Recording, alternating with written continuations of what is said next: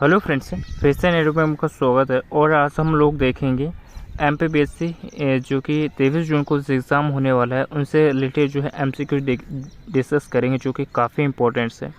और इनसे रिलेटेड जितने भी फैक्ट्स बनेंगे वो भी हम लोग डिस्कस करेंगे।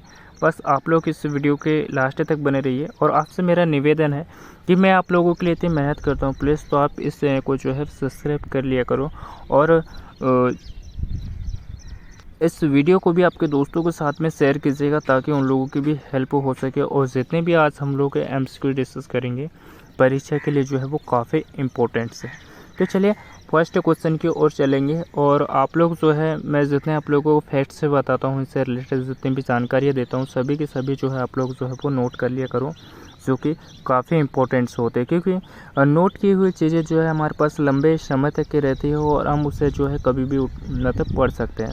ठीक है, तो चलिए फर्स्ट क्वेश्चन की ओर चलते हैं। फर्स्ट क्वेश्चन की अगर हम लोग बात करें, नृत्य महोत्सव के लिए कौन सा शहर जो है प्रसिद्ध है दोस्तों? तो नृत्य महोत्सव के लिए जो है कौन सा शहर प्रसिद्ध है? तो ये खजुराहो। और अभी जो है दोस्तों खजुराहो में यानी 2024 में यहाँ पे नृत्य महोत्सव जो है वो किया गया दोस्तों। तो कौन सा नृत्य महोत्सव था? तो ये 50वां था, याद रखिएगा। वेरी इंपॉर्टेंट है, आपको यहाँ से जो है क्वेश्चन देखने को मिल सकते हैं। खजुराहो मंदिर की अगर हम लोग बात करें दोस्तों, तो ये किस ज़िले में आता है? तो ये छतरपुर ज़िले में आता है दोस्तों, यानी छतरपुर डिस्ट्रिक्ट में आता है खजुराहो मंदिर। और इन खजुराहो मंदिर की अगर हम लोग बात करें, तो इनका जो निर्माण है वो चंदेल राजाओं द्वारा करवाया गया था। और चंदेल की राजधानी में जो है खजुराहो रही थी दोस्तों, याद रखिएगा। इनको यूनेस्को साइट से में जो है खजुराहो मंदिर को जो है कब शामिल किया गया था? तो इनको जो है खजुराहो को यूनेस्को साइट से में जो है 1986 में शामिल किया गया था, याद रखिएगा।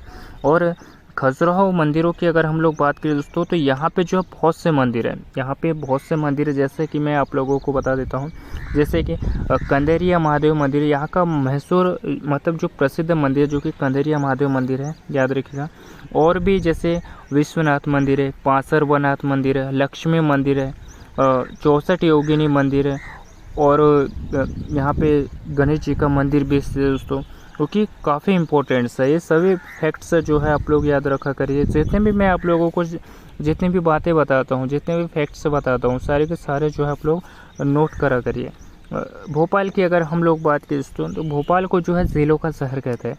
भोपाल में जो है यहाँ पे जड़े कड़े उद्योग भी दोस्तों, याद रखिएगा। और यहाँ पे भोपाल की अगर हम लोग बात करें, तो यहाँ पे भारत भवन भी स्थित है। और भोपाल में जो है बीएचएल कारखाना भी स्थित दोस्तों, जो कि काफ़ी इम्पोर्टेंट्स है। और इस बीएचएल कारखाने की अगर हम लोग बात करें, तो इस बीएचएल कारखाने की जो स्थापना है 1964 में की गई थी, याद रखिएगा। लेकिन आप कह रहे होंगे दोस्तों कि 1956 में भी इसकी स्थापना की गई थी, लेकिन ये जो 1956 में है ना दोस्तों, ब्रिटेन के सहयोग से की गई थी, याद रखिएगा।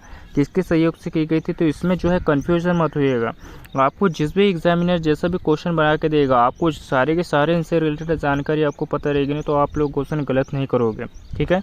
और मैं आपको सारी जितनी भी जानकारी होती है क्वेश्चन से रिलेटेड, सारी के सारे जो है आपको उपलब्ध करवाने की कोशिश करता हूँ, ताकि आप लोगों को कोई भी डाउट्स न रह जाए, ठीक है। तो बीएचएल की अगर हम लोग बात करें, तो बीएचएल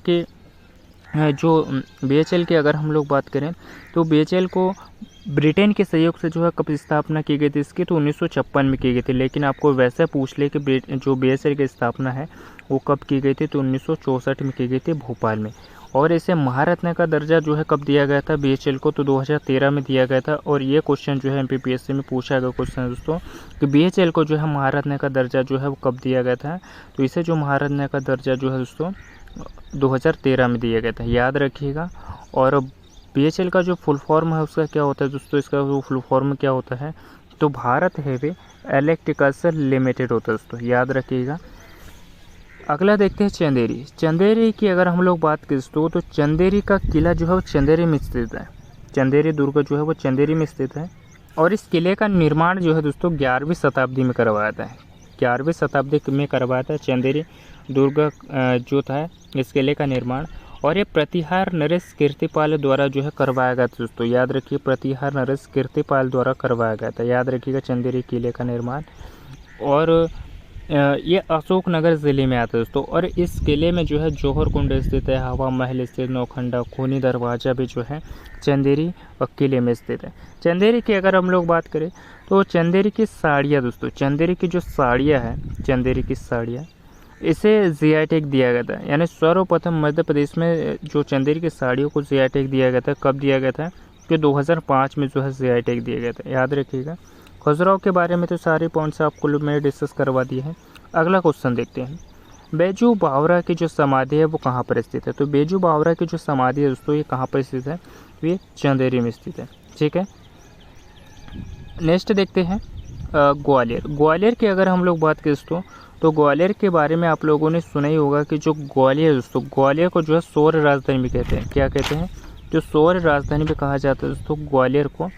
और ग्वालियर ज़िले में जो है रूप सिंह स्टेडियम भी स्थित है। कौन सा स्टेडियम स्थित है? तो रूप सिंह स्टेडियम भी स्थित है दोस्तों ग्वालियर ज़िले में, याद रखिएगा। बुरहानपुर, बुरहानपुर की अगर हम लोग बात करें दोस्तों, तो जो बुरहानपुर ज़िला है इसमें केले का उत्पादन जो है बहुत ही होता है मध्य प्रदेश में, याद रखिएगा। बुरहानपुर ज़िले में जो केले का उत्पादन है ये बहुत ही अधिक मात्रा में होता है।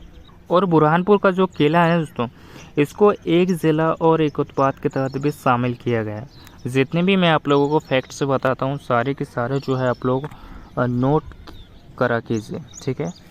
अगले क्वेश्चन की ओर चलते हैं।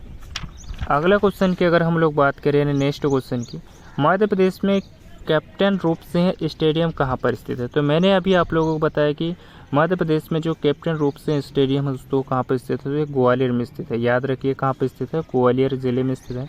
इंदौर ज़िले की अगर हम लोग बात करें दोस्तों, तो इंदौर ज़िले को जो है मिनी मुंबई कहा जाता है। और मध्य प्रदेश की जो है व्यापारिक राजधानी भी कहा जाता है दोस्तों मध्य प्रदेश की, ठीक है।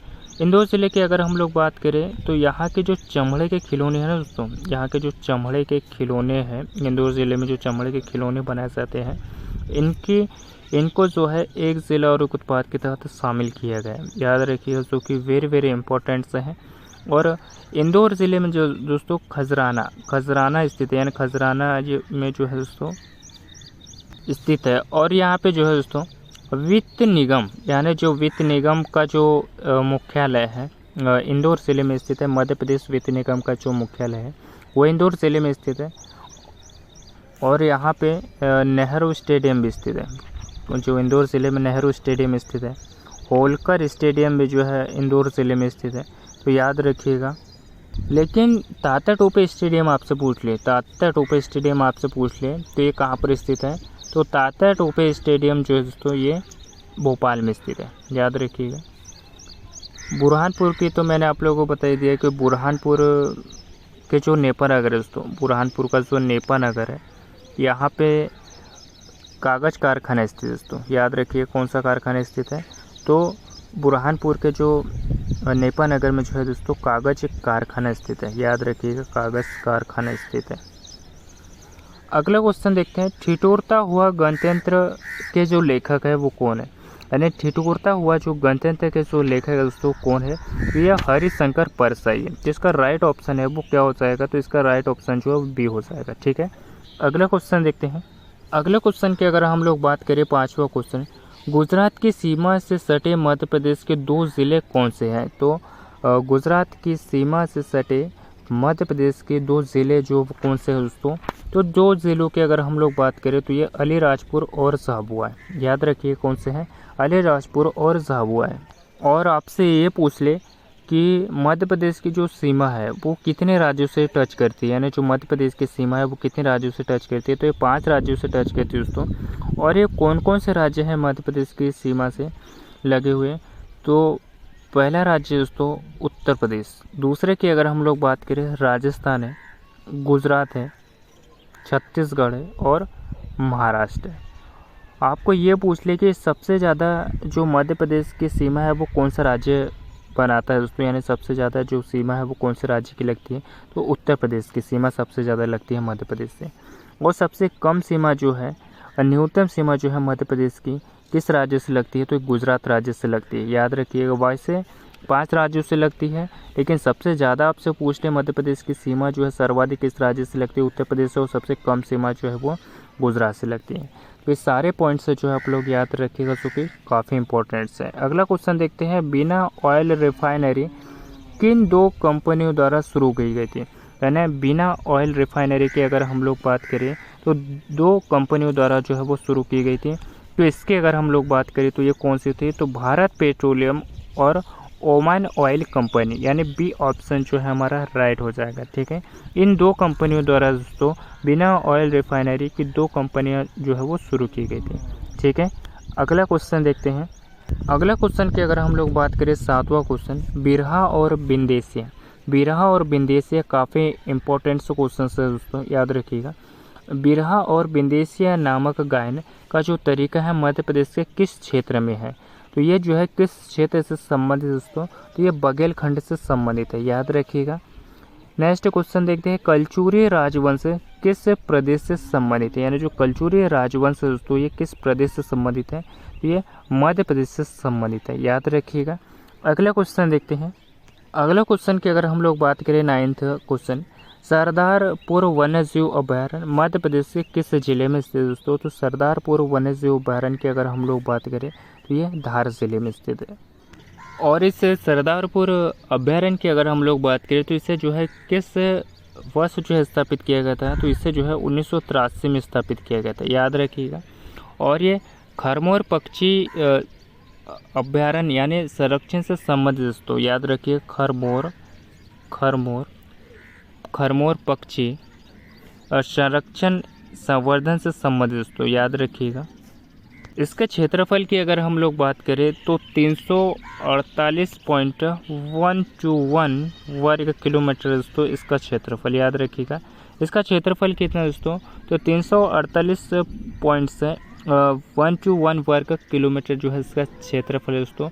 और यहाँ पे बहुत से जैसे कि पक्षी पाए जाते हैं, जैसे कि दूधरा, सुल्ताना बुलबुल, खड़तीतर, है ना। तो ये जो पक्षी भी जो है यहाँ पे पाए जाते हैं, इनका संरक्षण जो है प्रदान किया गया है। ठीक है, 2005 से।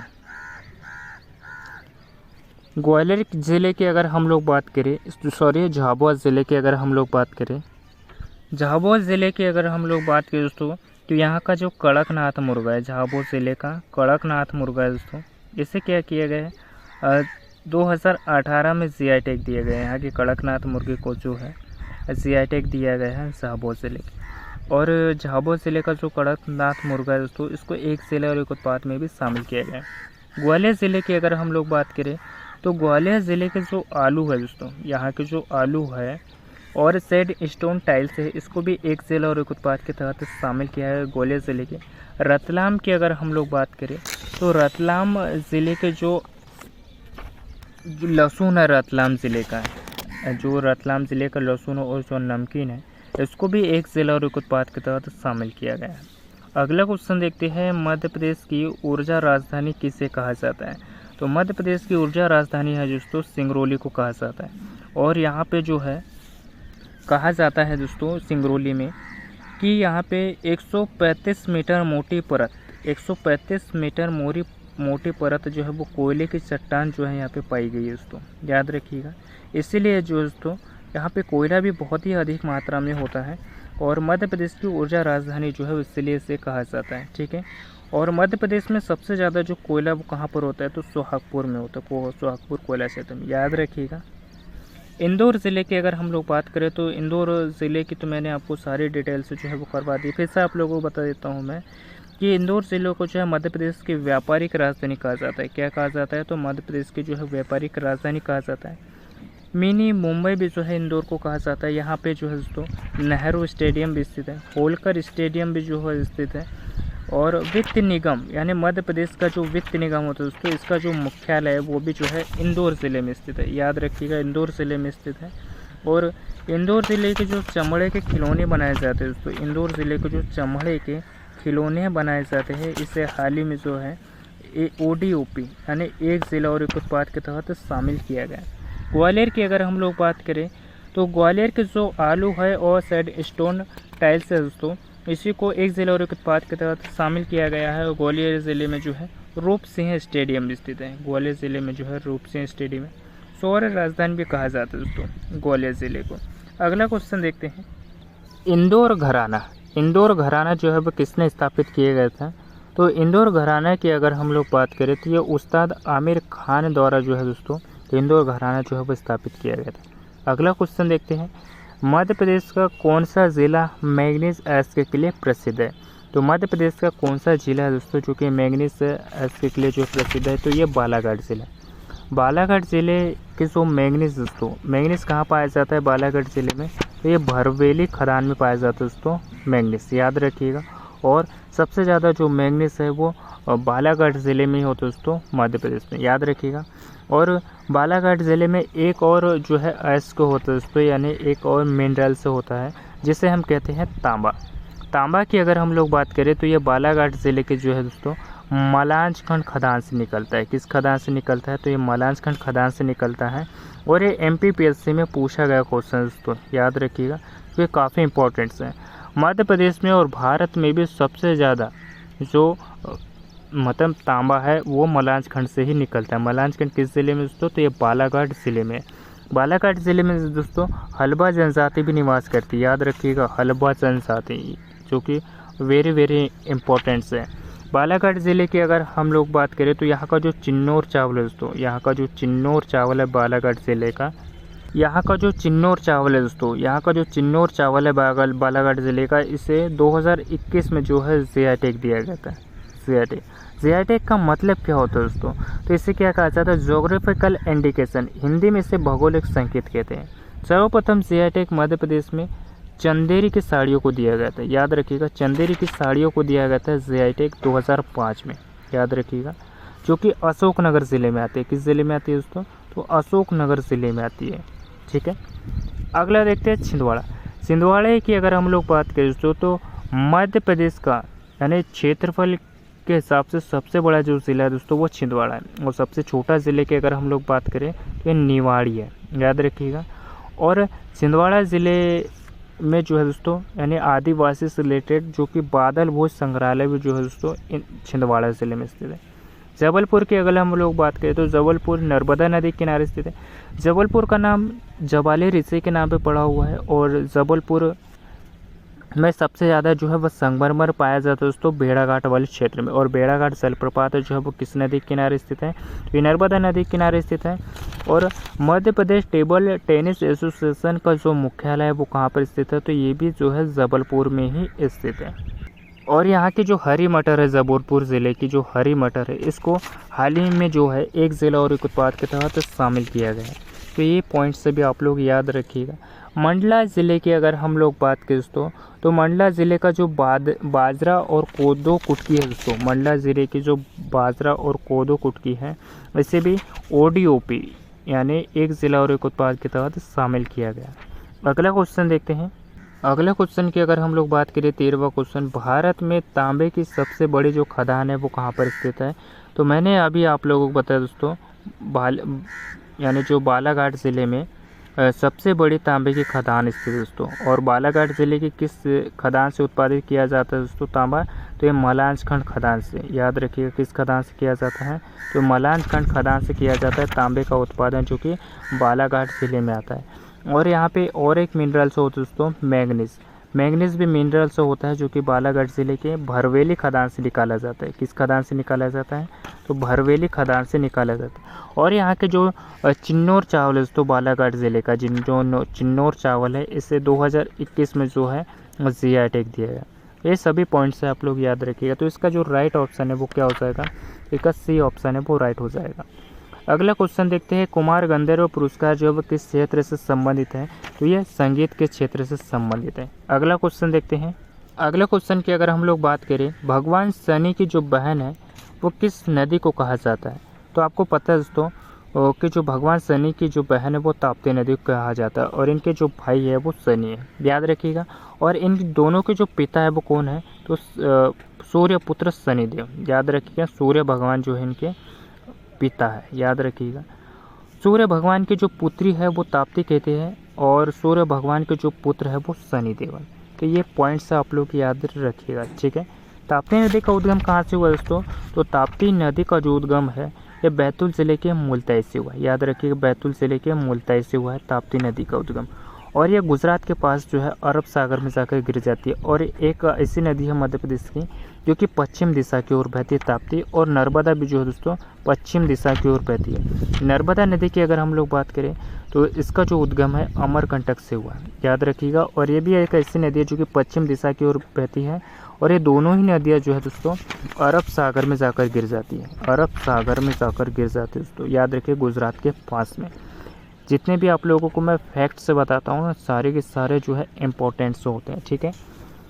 क्षिप्रा नदी की अगर हम लोग बात करें दोस्तों तो क्षिप्रा नदी भी जो है मध्य प्रदेश में, क्षिप्रा नदी की अगर हम लोग बात करें दोस्तों तो ये इंदौर ज़िले की जो काकरी बरली पहाड़ी है, इंदौर ज़िले की जो काकरी बरली पहाड़ी है दोस्तों, वहाँ पे जो बानेश्वर कुंड है वहाँ से जो है क्षिप्रा नदी का उद्गम हुआ है, याद रखिएगा। उसके काफ़ी इम्पोर्टेंट्स है। और इसे मालवा की गंगा भी कहते हैं दोस्तों, क्षिप्रा नदी को जो है मालवा की गंगा भी कहा जाता है। और जो क्षिप्रा नदी की अगर हम लोग बात करें तो ये उज्जैन से प्रवाहित तो होते हुए जो है कोटा में जाकर जो है चंबल नदी में मिल जाती है, कोटा से निकल के उसको और चंबल नदी में जाकर मिल जाती है, याद रखिएगा। यानी चंबल नदी की सहायक नदी दोस्तों क्षिप्रा नदी, ठीक है। माही नदी, माही नदी की अगर हम लोग बात करें तो माही नदी जो है दोस्तों, माही नदी जो है दोस्तों इसका जो उद्गम है माही नदी का, ये धार ज़िले का जो सरदारपुर दोस्तों, यानी अमरोहा पहाड़ी है धार ज़िले में, धार ज़िले के जो सरदारपुर दोस्तों वहाँ से जो है माही नदी का उद्गम स्थल हुआ है।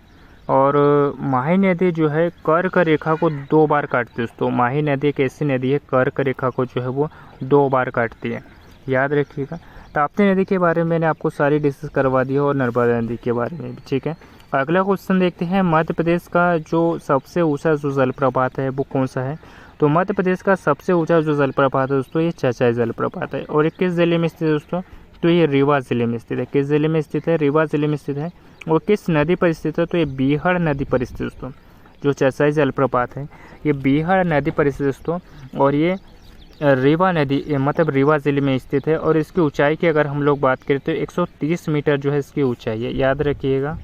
पूर्वा जलप्रपात की अगर हम लोग बात करें तो ये तमसा नदी के किनारे स्थित है, मतलब तमसा नदी पर स्थित है, ये भी रीवा ज़िले में ही स्थित है, याद रखिएगा।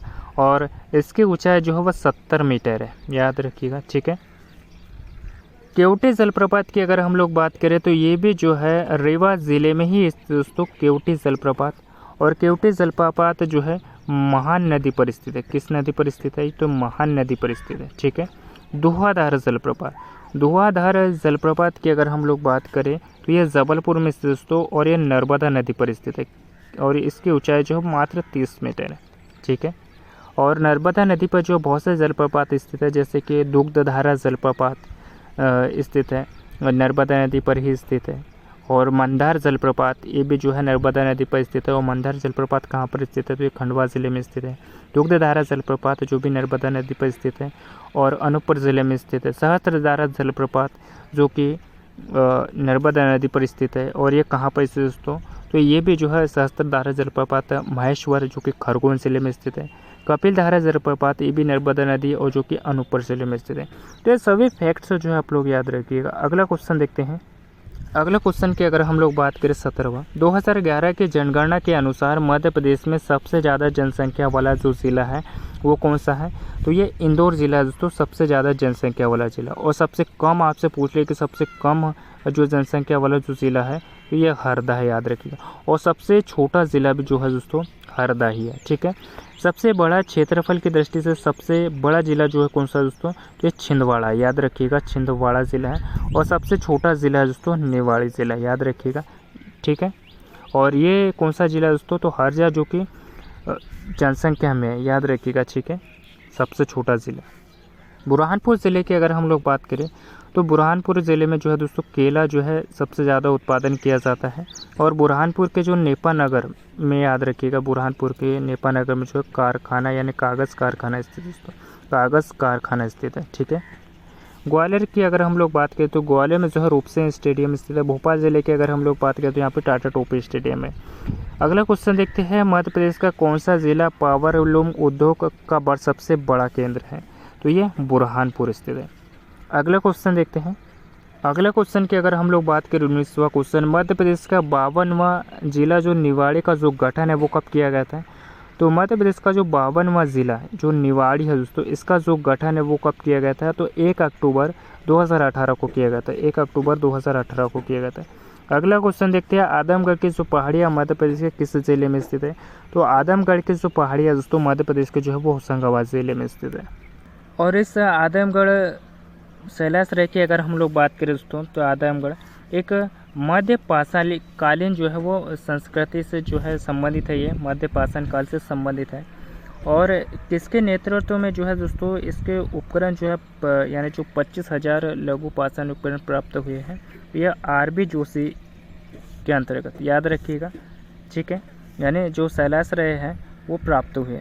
और इस आदमगढ़ की अगर हम लोग बात करें दोस्तों, तो ये जो आदमगढ़ मानव के जो पशुपालक होने का जो प्रथम साक्ष्य है, यानी जो मनुष्य का जो प्रथम साक्ष्य जो है वो आदमगढ़ से प्राप्त हुई दोस्तों, याद रखिएगा, पशुपालक होने का, ठीक है। और कहा जाता है दोस्तों कि यहाँ पे जो मानव के शव के साथ में कुत्ते के दफनाए जाने का भी जो है प्रमाण मिलता है, यानी कुत्ते के दफनाए जाने का भी प्रमाण मिलता है दोस्तों आदमगढ़ शैलाश्रय में, ठीक है। ये पॉइंट्स से याद रखिएगा जो कि काफ़ी इंपॉर्टेंट्स हैं और MPPSC में जो है क्वेश्चन से पूछा गया क्वेश्चन से दोस्तों। और जो लघु पाषाण उपकरण है दोस्तों, ये जो लघु पाषाण उपकरण की खोज जो है वो किसने की गई दोस्तों? तो जो लघु पाषाण उपकरण की जो खोज है वो CL कार्लाइल द्वारा की गई थी। CL कार्लाइल द्वारा जो है 1867 में की गई थी, याद रखिएगा। किसकी खोज की गई थी? तो विंध्य क्षेत्र में जो लघु पाषाण उपकरणों की जो है खोज की गई थी। और धार ज़िले में जो स्थित जो बागी की गुफाएं हैं दोस्तों, तो धार ज़िले में जो बागी गुफा स्थित है जो कि बागी नदी के तट पर स्थित बौद्ध धर्म से संबंधित है, ये भी मध्य पाषाण काल के लेकर जो नवपाषाण काल तक के उपकरण भी जो है यहाँ पर प्राप्त हुए, यानी इसी से संबंधित है दोस्तों धार ज़िले की बागी गुफाएँ। और यहाँ की जो बाघ प्रिंट है दोस्तों धार ज़िले की, इसको जो है GI टैग कब दिया गया था? तो 2008 में दिया गया था। और आदमगढ़ जो शैलाश्रय है दोस्तों, इनके बारे में मैंने सारी आपको डिटेल से जो है वो करवा दिया, आप लोग याद रखिएगा, जो कि वेरी वेरी इंपॉर्टेंट्स हैं। और जितने भी मैंने आप लोगों को जो है डिटेल से करवाई है, जितने भी फैक्ट से करवाएं, सारे के सारे जो है आप नोट कर सकते हो इसको आपकी नोट्स में, जो कि काफ़ी इंपॉर्टेंट्स होंगे। और जितने भी आप लोगों को मैंने फैक्ट से डिस्कस करवाए, सारे के सारे जो है इंपॉर्टेंट्स हैं। टॉपिक आपको पसंद आया तो अपने दोस्तों के साथ भी शेयर कीजिएगा इस वीडियो को, ताकि उन लोगों की भी हेल्प हो सके। और आप लोग इस चैनल पे पहली बार आए हो तो इस चैनल को भी सब्सक्राइब कर लीजिएगा, क्योंकि मैं आप लोगों के लिए इतनी मेहनत करता हूँ, तो प्लीज़ सब्सक्राइब कर लिया करो। अब दोस्तों के साथ में ज़्यादा से ज़्यादा शेयर कीजिएगा इस वीडियो को, ताकि उन लोगों की भी हेल्प हो सके। और मिलते हैं किसी नेक्स्ट टॉपिक पे। धन्यवाद, thank you for this watching the video.